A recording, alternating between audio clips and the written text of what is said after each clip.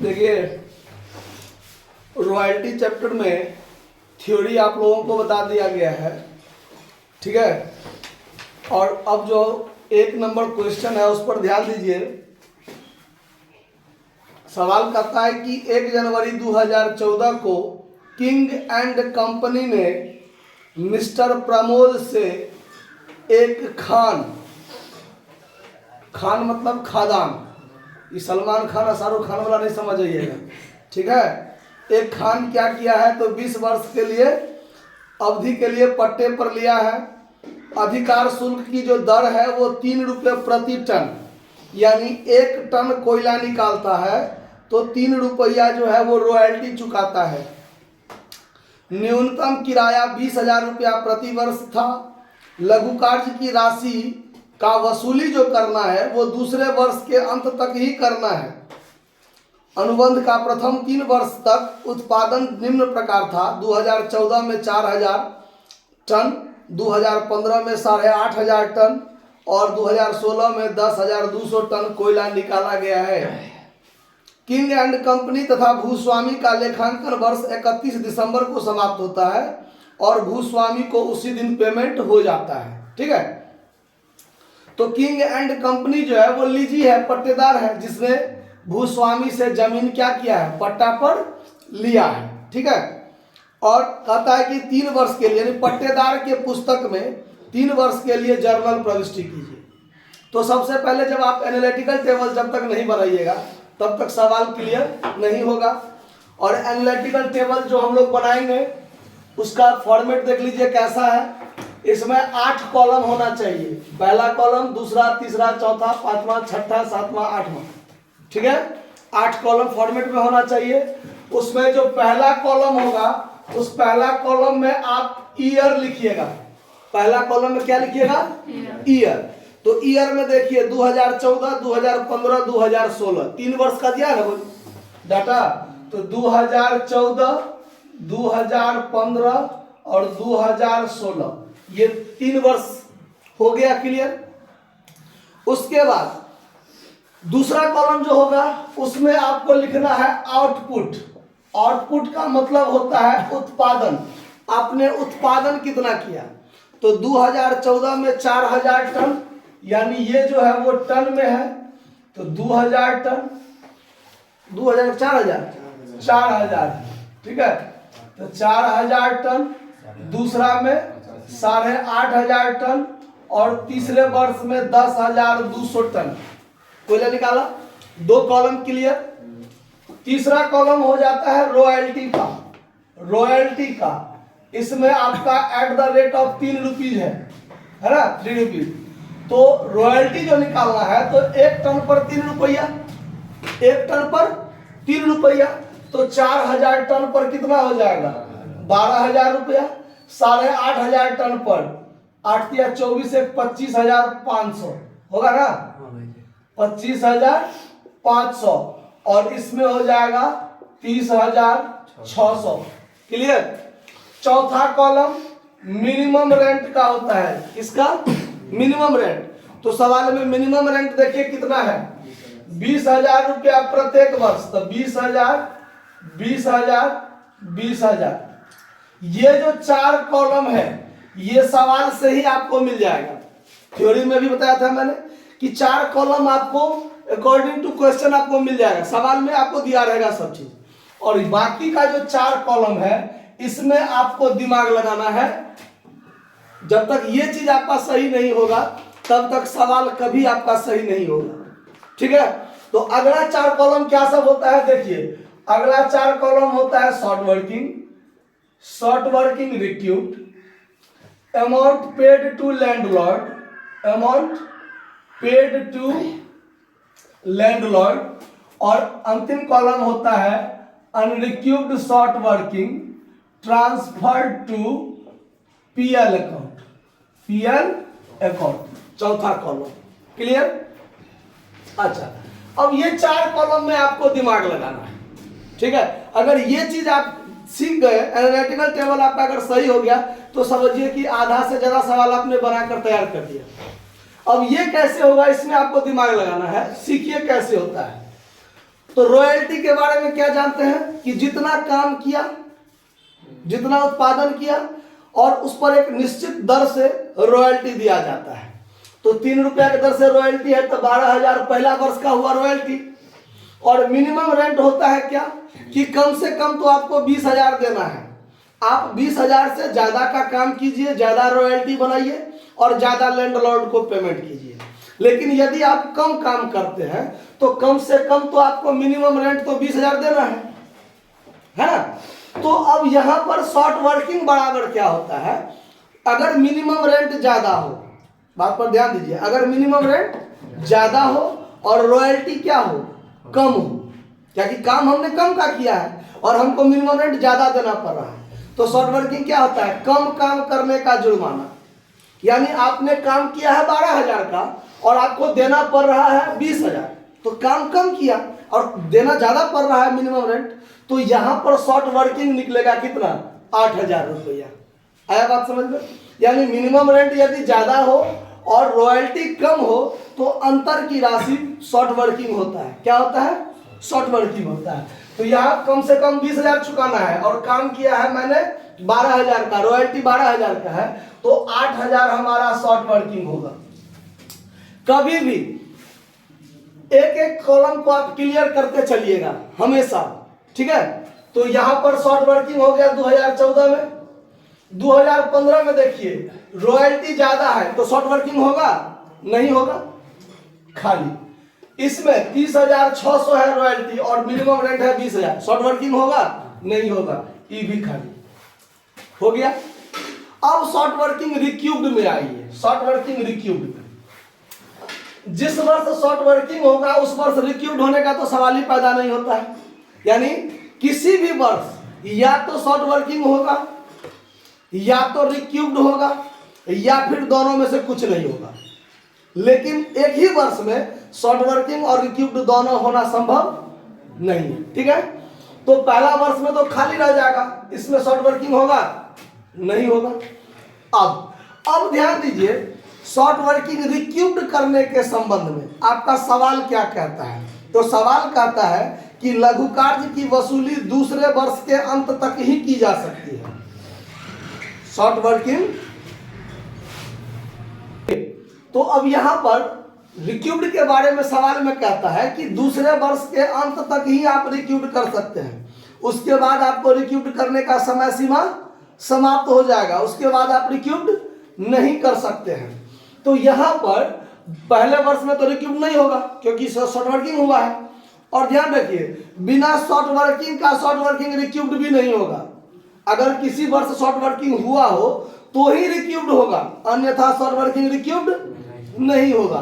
तो short working तो 8,000 हुआ है और समय सीमा कब है, ये मतलब दूसरे वर्ष के अंत तक ही आप कर सकते हैं, उसके बाद नहीं कर सकते हैं। तो पहला वर्ष में रिक्यूब्ड हुआ नहीं, दूसरा वर्ष में देखिए मिनिमम रेंट है 20,000 और चुकाना कितना है 25,500।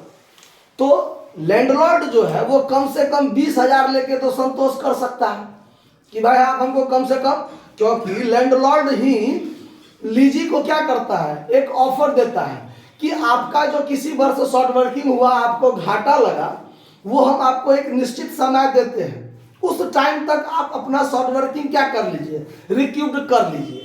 यदि आप नहीं कर पाते हैं एक निश्चित समय में तो फिर आपको वो जिंदगी भर का ठेका नहीं ले रखा है कि आप जिंदगी भर घाटा करते रहिए, हम आपको समय देते रहेंगे, वो आपको एक निश्चित समय देगा।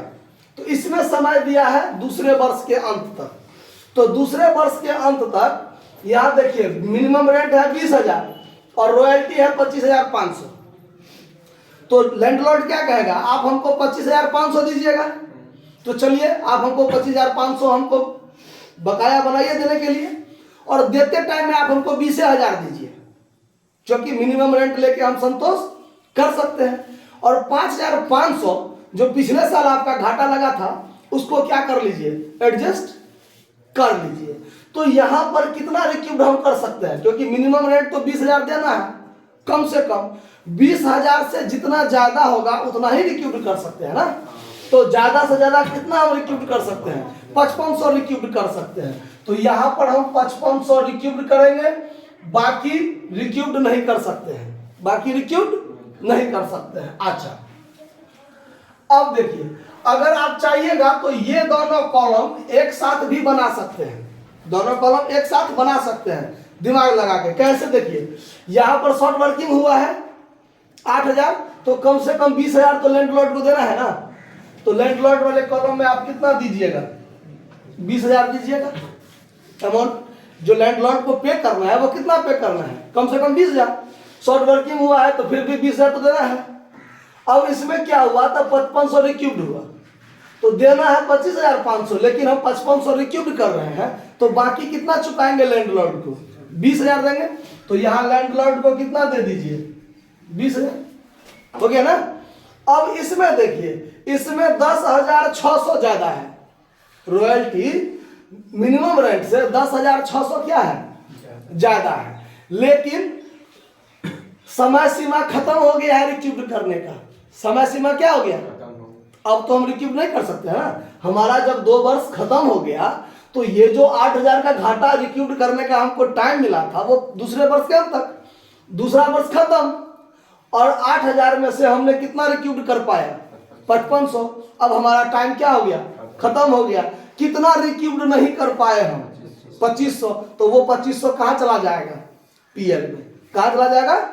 तो देखिए, unrecouped short working transfer to PL account, है ना। समय सीमा दूसरे साल खत्म हो गया, तो दूसरे साल जब खत्म हो गया तो दूसरे साल में 2500 हम क्या करेंगे? पीएल में ट्रांसफर करके समाप्त कर देंगे। आया बात समझ में?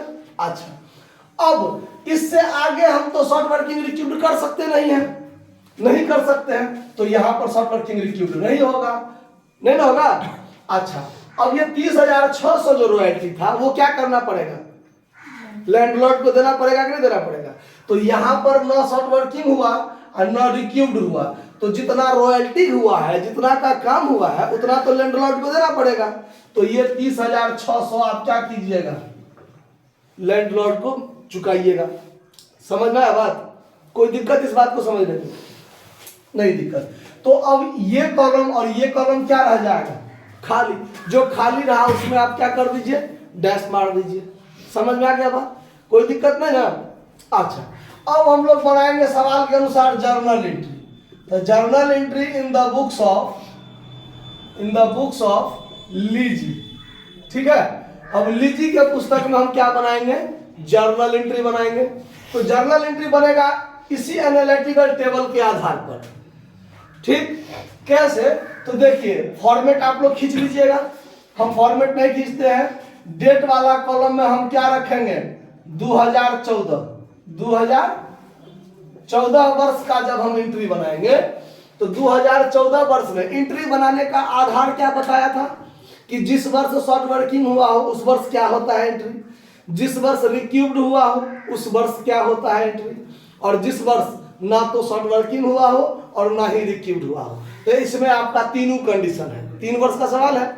पहले वर्ष में शॉर्ट वर्किंग हुआ, दूसरे वर्ष में रिक्यूब्ड हुआ, और तीसरे वर्ष में ना तो शॉर्ट वर्किंग ना ही रिक्यूब्ड, कुछ भी नहीं हुआ है, नहीं हुआ है।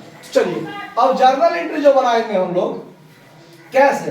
तो 2014 में शॉर्ट वर्किंग हुआ है, तो शॉर्ट वर्किंग होने पर लीजी क्या बनाएगा? ध्यान दीजिए, एंट्री बनाएगा lessee royalty account Dr, short working account, shortcut में हम लिख दिए हैं short working account D R to landlord account, landlord account. अगर लैंडलॉर्ड का कोई नाम रहता है, शायद सवाल में है, मिस्टर प्रमोद से, देखिए किंग एंड कंपनी ने मिस्टर प्रमोद से खान लिया है पट्टा पर ना, तो भूस्वामी कौन है? मिस्टर प्रमोद। कौन है? तो यहां पर लैंडलॉर्ड के जगह पर क्या लिखेंगे हम लोग? Mister Pramod account. समझ में आया बात?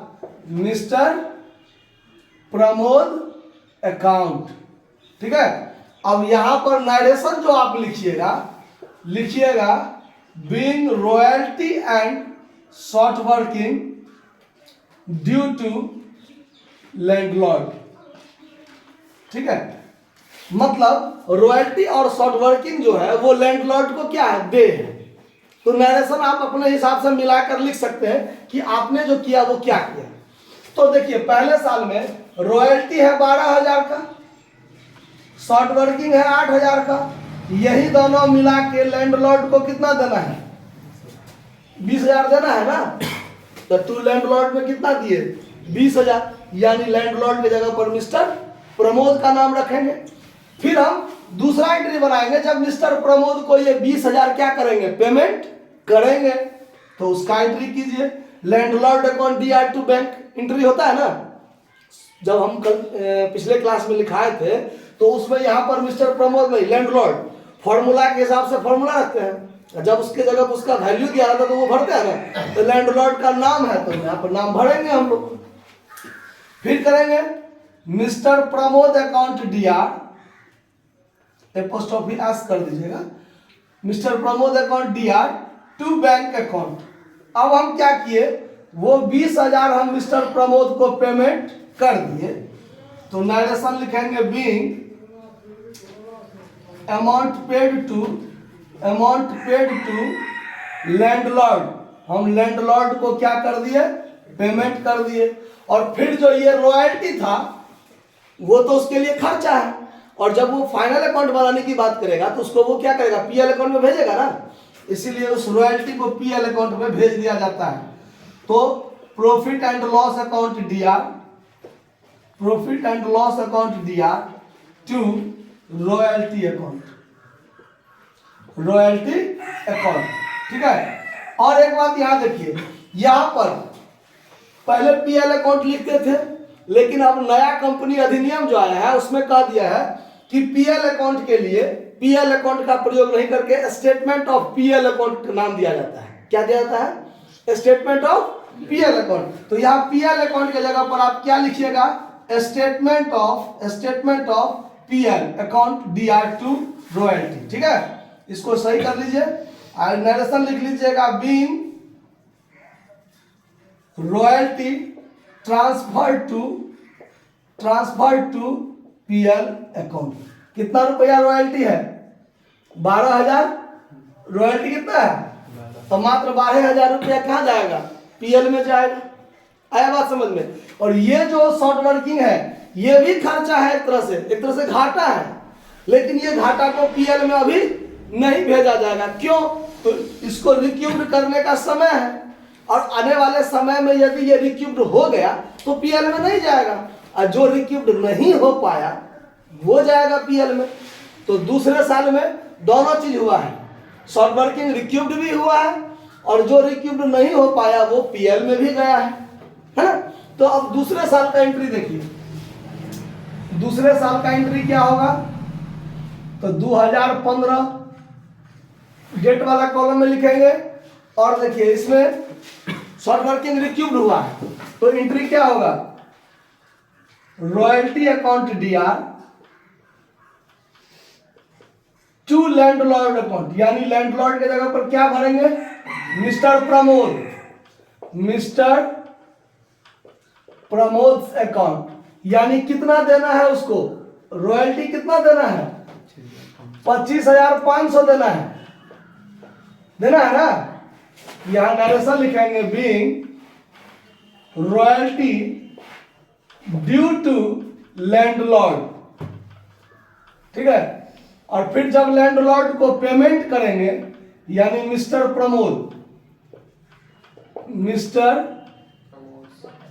Pramod account DR to bank account और टू शॉर्ट वर्किंग अकाउंट। देखिए जो रिक्यूब्ड हुआ, चूंकि लैंडलॉर्ड को देना है कितना है?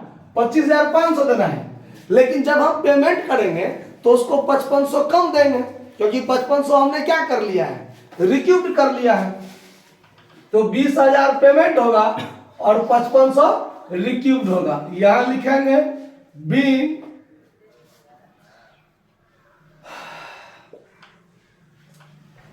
Amount paid to landlord, short term में देता है, and balance short working recouped, ठीक है। अब देखिए 25,500 में 20,000 उसको पेमेंट कर दिया, अब 5,500 क्या कर लिया हमने? जो बैलेंस बचा वो हम क्या कर लिया?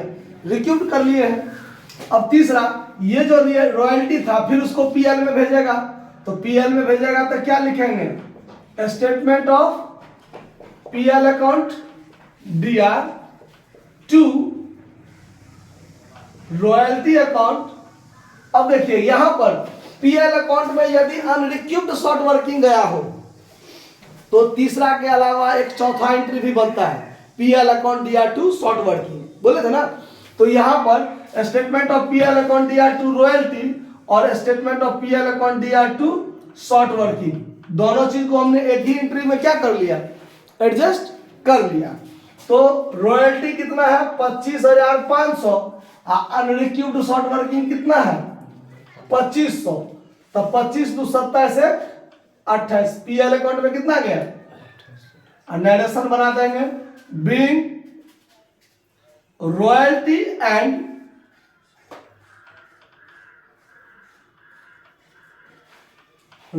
And unrecouped short working transfer to PL account. ठीक है। अब 2016 का जब एंट्री बनाएंगे 2016 में, तो इस वर्ष ना तो शॉर्ट वर्किंग हुआ ना शॉर्ट वर्किंग रिक्यूब, दोनों में से कुछ नहीं हुआ है। तो अब एंट्री क्या बनेगा, सीधे royalty account D R to Mr Pramod, जो लैंडलॉर्ड का नाम है, मिस्टर प्रमोद से अकाउंट, नरेशन छोड़ देते हैं। अब आप लोग बना लीजिएगा नरेशन, 30,600 फिर यही राशि मिस्टर प्रमोद को क्या किया जाएगा, पेमेंट किया जाएगा। तो मिस्टर प्रमोद से account D R to bank account, उसको पेमेंट कर दीजिए कितना 30,600, और फिर यही रॉयल्टी साल के अंत में पीएल में जाएगा, statement of PL account D R to royalty account, कितना रुपया 30,600 रुपया। समझ में आया बात, कहीं कोई दिक्कत नहीं ना है। और ये अब आगे किसी सवाल में कहेगा खाता भी खोलने के लिए, तो जब तक आपको ये जर्नल दिमाग में कंठस्थ नहीं होगा, क्योंकि सवाल में या तो जर्नल पूछेगा या फिर खाता खोलना पूछेगा। तो अगर मान लीजिए बिना जर्नल का आपको खाता खोलना है, तो अगर आपको दिमाग में अगर जर्नल कंठस्थ नहीं रहेगा तो फिर आपको डायरेक्ट बिना जर्नल का लेजर पोस्टिंग करने में दिक्कत होगा। इसीलिए ये पूरा याद रहना चाहिए। कहीं कोई दिक्कत इस बात को समझने में, नोट कर लिया जाए।